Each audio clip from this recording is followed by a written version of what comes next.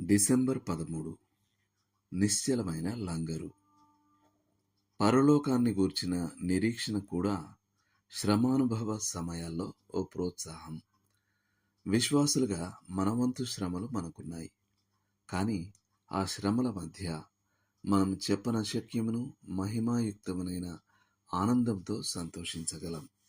పేతురు రాసిన మొదటి పత్రిక 1వ అధ్యాయం 8వ వచనం. అవిశ్వాసులు శ్రమలు అనుభవించినప్పుడు వారు నిరుత్సాహపడతారు మరియు విరమించుకుంటారు.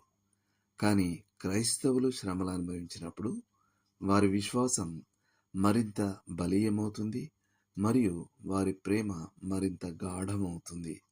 ఎందుకంటే వారి నిరీక్షణ మరింత ఉజ్వలంగా ప్రకాశిస్తుంది. మనకు ఈ నిరీక్షణ ఉందని ఎలా తెలుస్తుంది?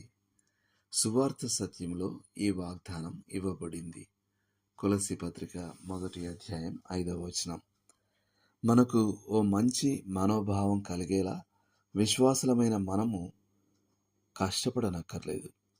మన నిరీక్షణ క్రీస్తులో భద్రంగా ఉందని మారని దేవుని వాక్కు అభయమిస్తుంది.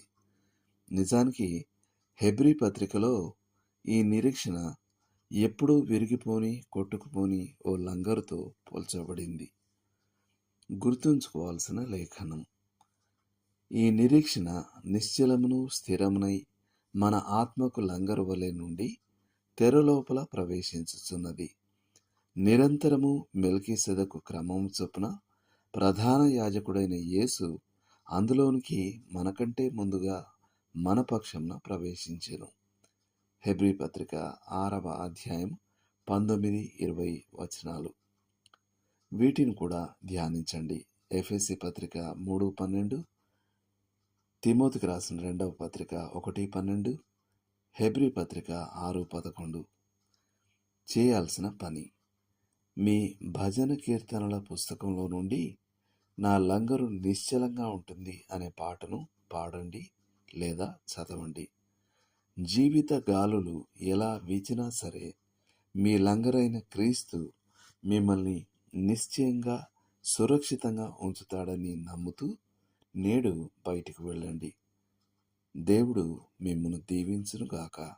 ఆమెన్.